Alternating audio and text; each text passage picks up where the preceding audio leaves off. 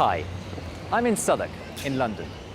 This area used to be the site of one of London's oldest hospitals, St Thomas's.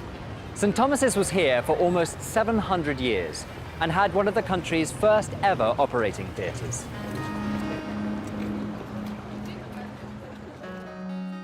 Have you ever had an operation? If you have, it was probably in an operating theatre like this. These modern theatres are clean, spacious, and bright. As you can see, they are full of high-tech equipment. And they are designed to make surgery as clean and as safe as possible.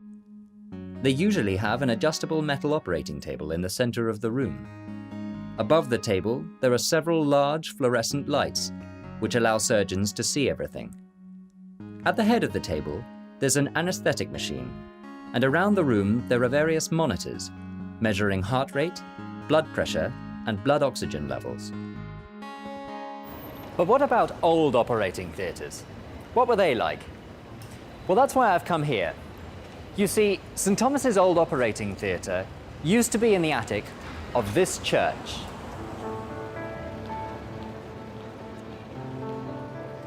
The hospital was moved from here in the 1860s.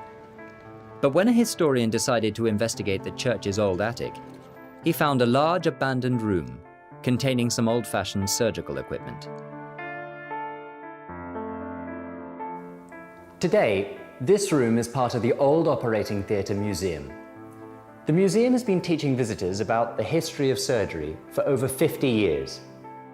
The first question many people ask when they come here is, why is it called an operating theatre?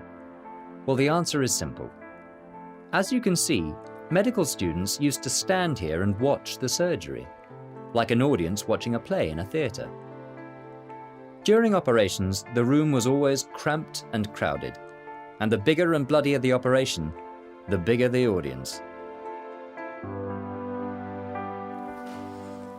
Imagine how frightening it must have been for the poor patients. And they were usually quite poor.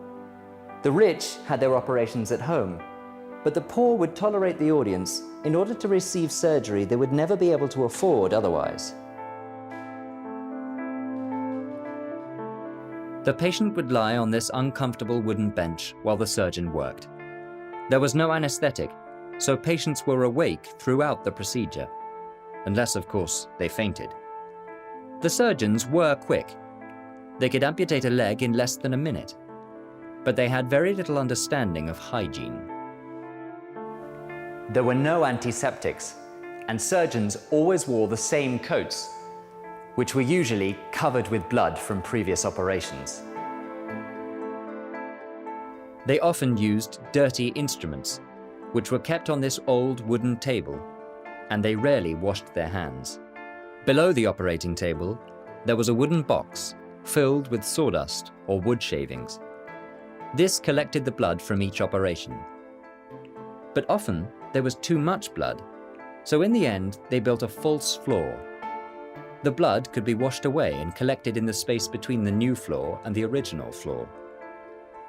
In such unhygienic conditions, it isn't surprising that patients often died during surgery.